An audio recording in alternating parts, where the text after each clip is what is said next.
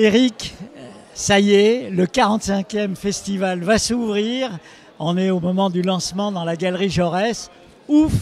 Et c'est le bonheur qui commence maintenant. Exactement, c'est une grande attente, toujours l'arrivée du festival. Donc on s'y prépare depuis des mois et ça y est, on y arrive. Et là, toute l'équipe est ravie d'accueillir le public. 45e édition cette année, le festival qui ne s'est jamais arrêté, même pendant le Covid, puisqu'il a eu lieu alors à travers les ordinateurs, il est en distanciel, mais même là, vous n'avez pas arrêté. Chapeau.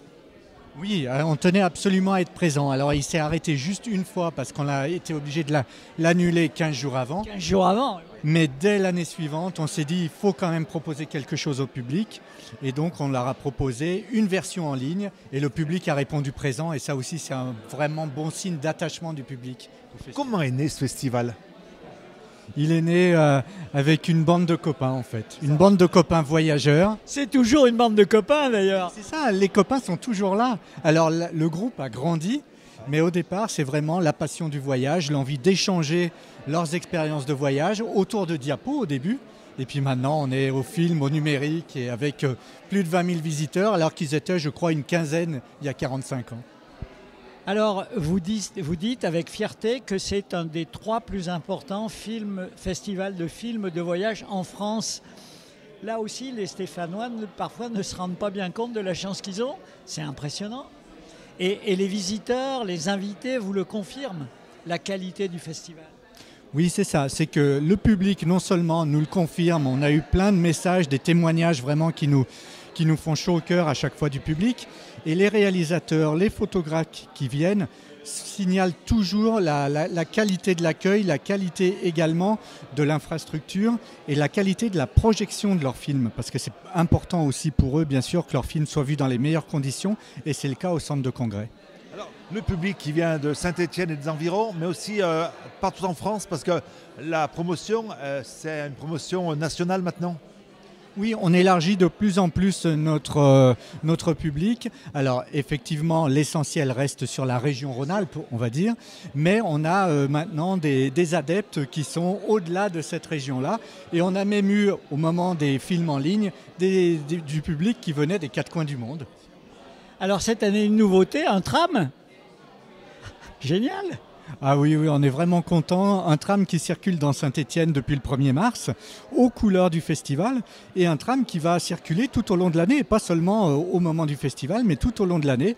C'est un peu logique finalement avec la Stas. Un des partenaires. Voilà, un des partenaires qui accueille des voyageurs. Et ben on voyage avec la Stas et avec Curieux Voyageurs. Alors je voudrais signaler quelque chose qui m'a beaucoup frappé. Il y a quelques jours, vous avez lancé un appel pour loger des festivaliers venus de l'extérieur, des cinéastes, etc. Et vous avez dit, on a besoin, accueillez chez vous ces gens qui viennent à Saint-Étienne. Et alors ? Eh ben, ça a très bien fonctionné. C'est une tradition aussi au festival. Les invités, les réalisateurs, les photographes sont hébergés chez l'habitant. Donc ça fait partie aussi de l'ADN du festival, de la convivialité, du partage. Et cette année, on a plus d'invités et donc on manquait effectivement d'hébergeants. Donc on a lancé un appel et plein de gens ont répondu et accueillent avec grand plaisir des invités du festival. Allez, moi je ne suis pas de Saint-Étienne, je ne connais pas le festival Curieux Voyageurs. Qu'est-ce qu'on va voir comme film ? On va voyager forcément à travers le globe. On va de partout dans le monde, on va voyager, on va découvrir des continents, on va découvrir des paysages, on va vivre des aventures, partager des moments de vie avec des gens qui ont des habitudes, des fonctionnements complètement différents du nôtre. Donc on va apprendre comme ça aussi. Et puis on va échanger avec les réalisateurs qui sont tous là. Et ça, c'est vraiment important. Alors bien sûr, le cœur, c'est ces 28 films avec les différentes... les différents concours qui vont avoir lieu, les prix qui vont être distribués, mais c'est aussi énormément d'autres choses. Il y a des bonnes odeurs au festival, on voyage aussi par l'odorat. On voyage avec les papilles.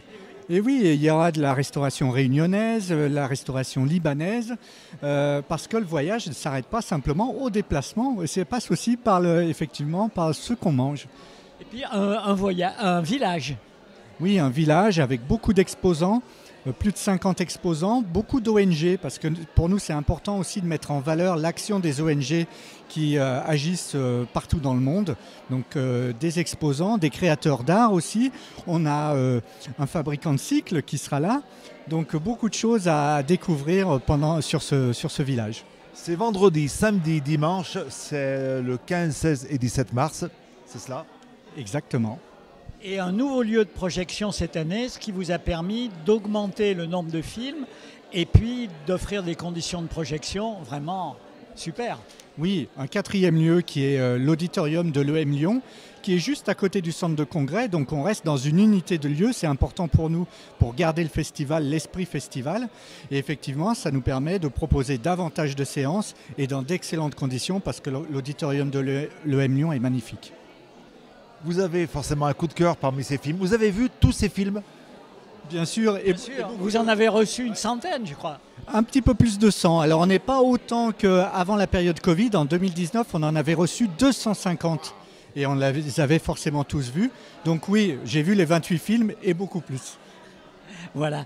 Écoutez Eric, à travers vous, on salue aussi votre équipe, Agnès, et puis l'association, puisque le festival, c'est une association d'abord et une ambiance étonnante. Nous, on est là depuis plusieurs années, Jean-Marc. On sera encore là, donc présent sur les réseaux, on va vous suivre tout le week-end. On sera présent à vos côtés avec des directs depuis donc, le festival Curieux Voyageurs. Eric, merci beaucoup, puis bonne chance pour ce festival. Rendez-vous l'année prochaine. Bien sûr.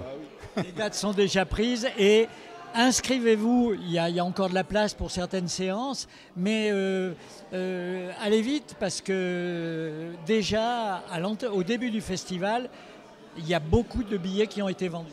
Oui, énormément de billets qui sont vendus en ligne, mais la billetterie au festival est toujours ouverte, il y a encore des places, n'hésitez pas à venir. Merci. RCF, la joie se partage.